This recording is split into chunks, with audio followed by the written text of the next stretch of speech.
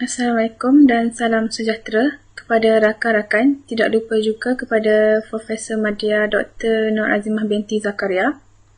Kami dari kumpulan 1 yang terdiri daripada Nur Hafifah binti Daud, Nurul Asnah Khatimah binti Marzuki, Nur Ain Natasha binti Abdullah, Tengku Salma Adila binti Tengku Rahim Kamil dan Tiaran Teresa anak Meka.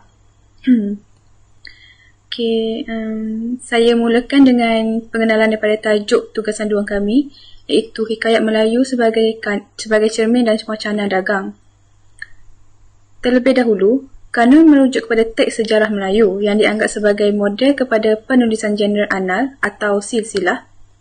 Sejarah Melayu pula dilihat sebagai teks yang memberi jaminan kepada kesahihan kebenaran.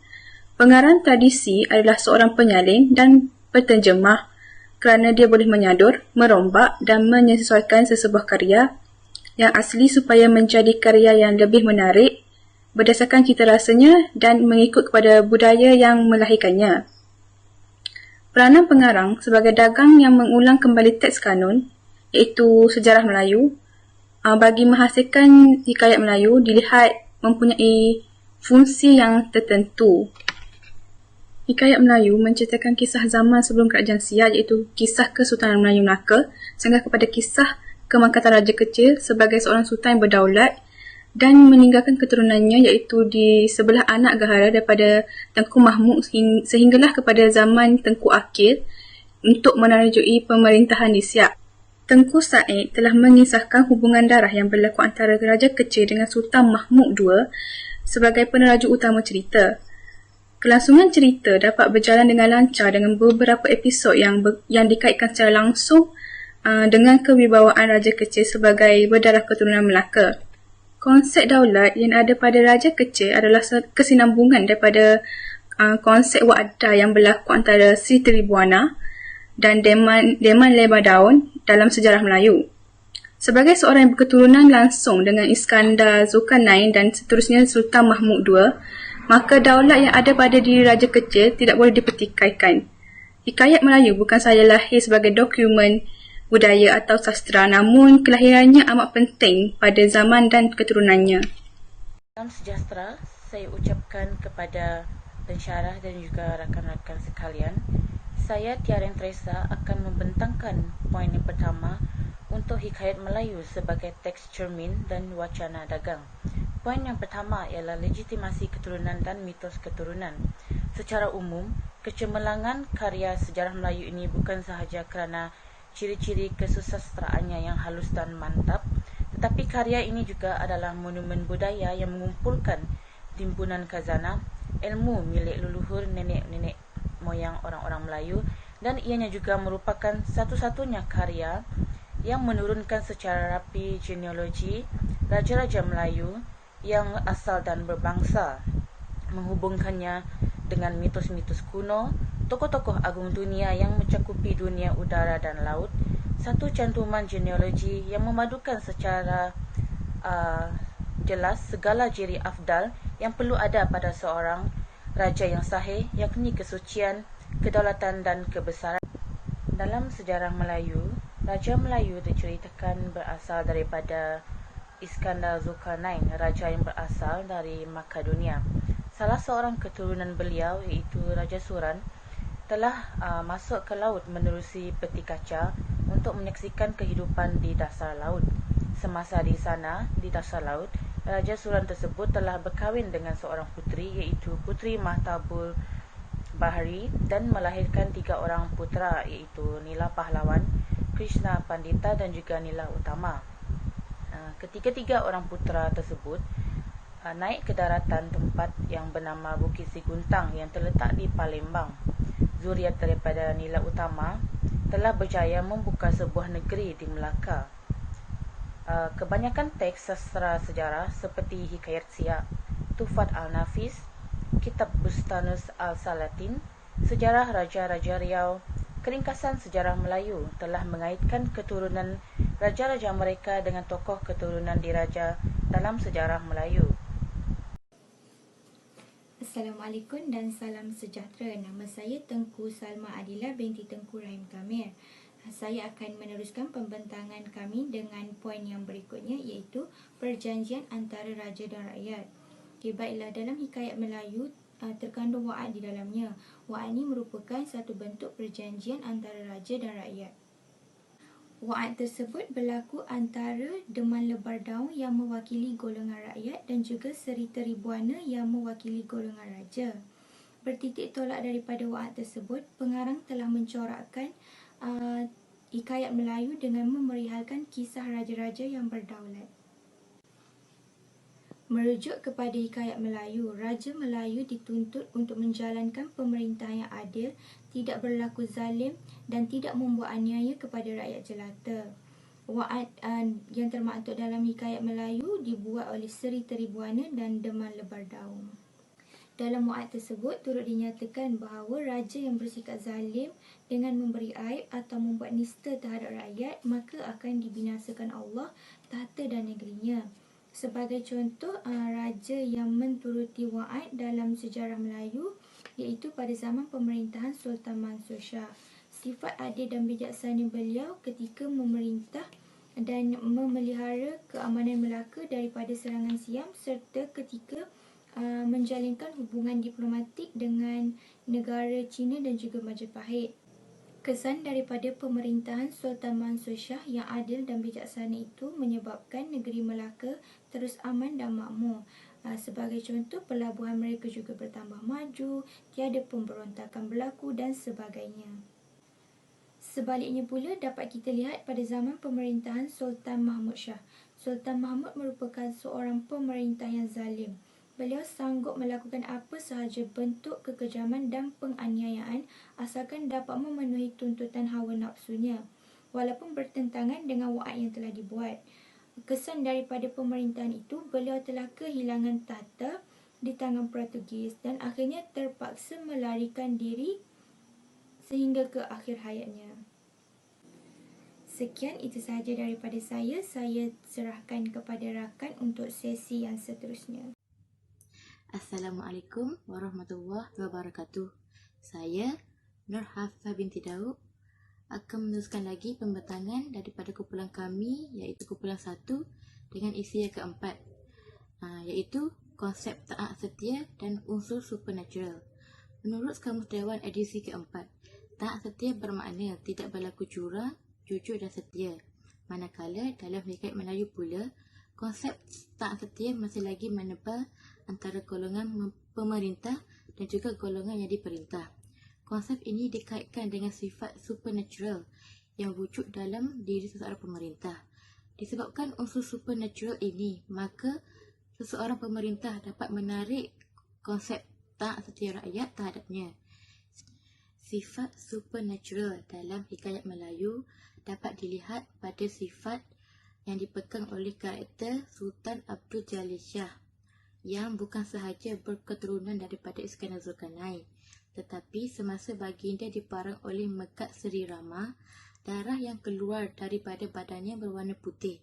Maka konsep taat setia yang dikaitkan dengan sifat supernatural ini masih lagi dikekalkan dalam hikayat Melayu, apabila pengarangnya masih lagi mengekalkan beberapa episod kesetiaan rakyat kepada rajanya. Seterusnya, Raja Kecil. Raja Kecil yang juga berketurunan daripada Iskandar Zulkarnain ini mempunyai kedaulatan dan kekuatan yang tidak boleh ditandingi oleh mana-mana pihak lawannya. Contohnya boleh dilihat pada kekuatan Sultan Mahmud, iaitu Raja Buang, yang hebat dalam berperang. Beliau juga berjaya mengusir Belanda dari Siak dan telah membunuh veteran Belanda di situ. Semasa berperang, beliau dikatakan peluru tidak dapat menembusi dadanya, sebaliknya leper seperti emping. Selain itu juga, Raja Abdullah juga dikatakan mempunyai ilmu kebal dalam peperangan. Peluru dikatakan tidak dapat menembusi dadanya ketika dia berperang dengan bukit.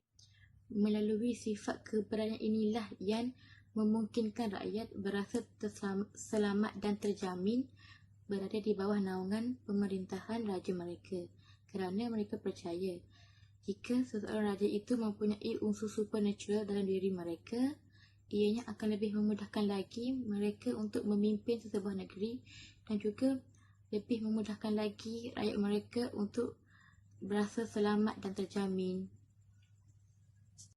Okey, Assalamualaikum warahmatullahi wabarakatuh.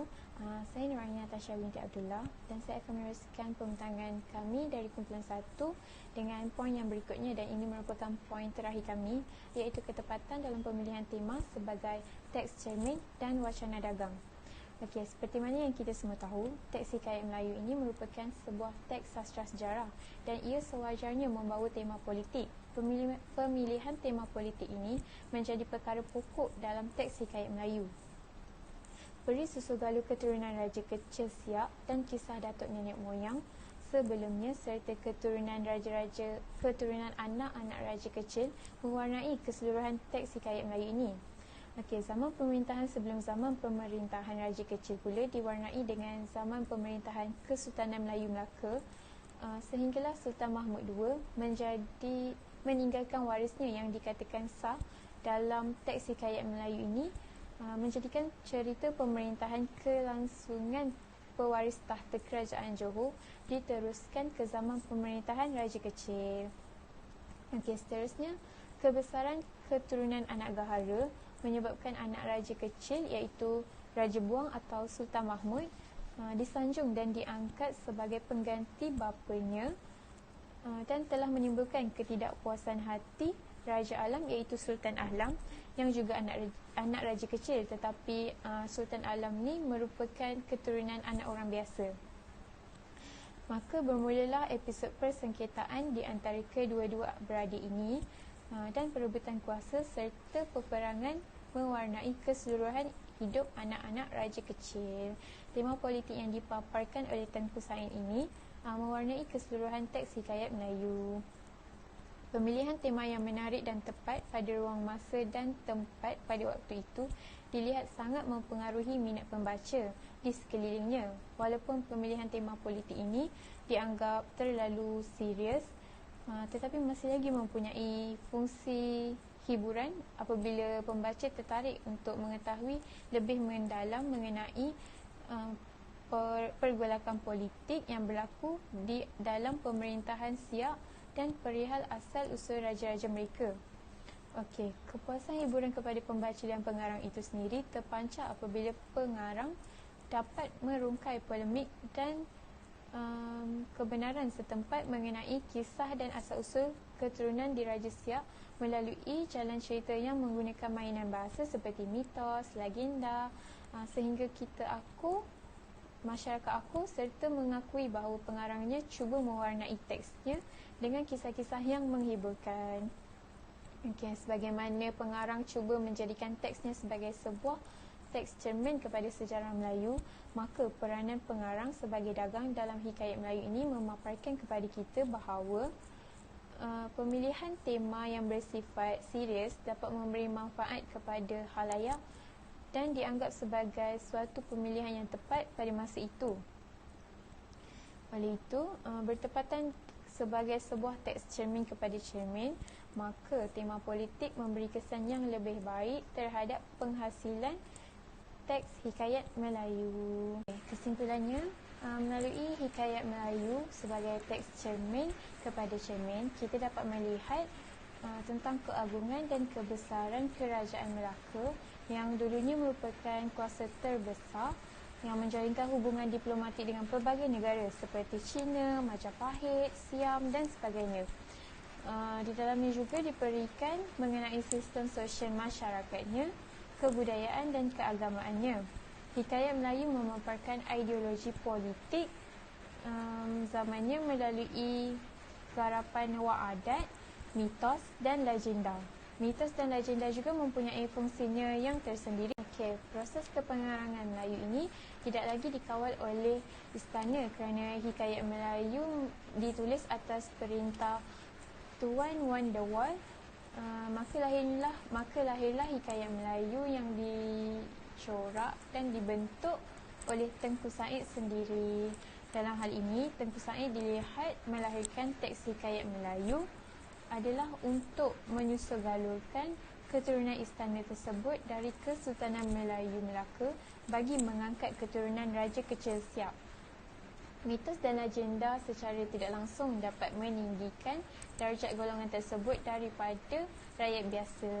Maknanya golongan tersebut dipandang tinggi dan berbeza daripada golongan rakyat biasa. Gabungan antara realiti dan fantasi ini menjadikan Hikayat Melayu sebagai sebuah genre sintesis yang amat baik di zamannya, dengan memperlihatkan adanya konsep daulat dan derhaka terhadap raja di samping memenuhi tuntutan kepentingan pengarangnya, iaitu Tengku Said sendiri. Okey, itu saja daripada kumpulan kami. Yang baik datang daripada Allah dan yang lemah datang daripada saya dan kumpulan kami sendiri. Sekian, terima kasih.